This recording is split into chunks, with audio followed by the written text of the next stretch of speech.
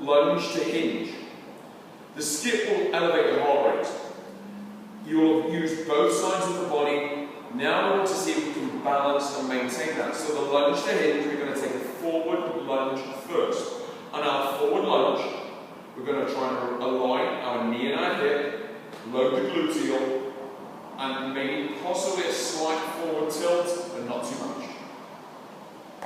So we step into our lunge motion. The knee is hovering just above the floor. I'm going to push with this glute. I'm going to come up to the top position, and when I'm there, I'm going to put my arms out. I'm going to reload the hip and balance.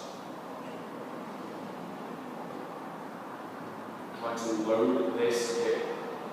From there, I step directly through into the lunge on the other side. I pull that back knee towards the floor. I'm then going to drive through that glute, coming up, going into my hinge, pushing the hip back, trying to find that glute, trying to extend this back leg, stepping in to my lunge, pushing through, hinging, neutral spine, and pulling through. So a couple of points about the hinge.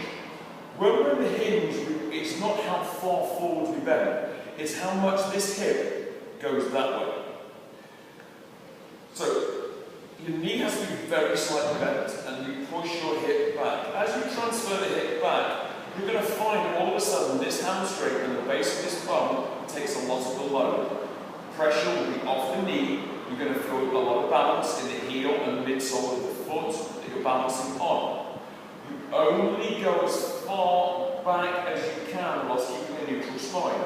Do not collapse to gain range of motion.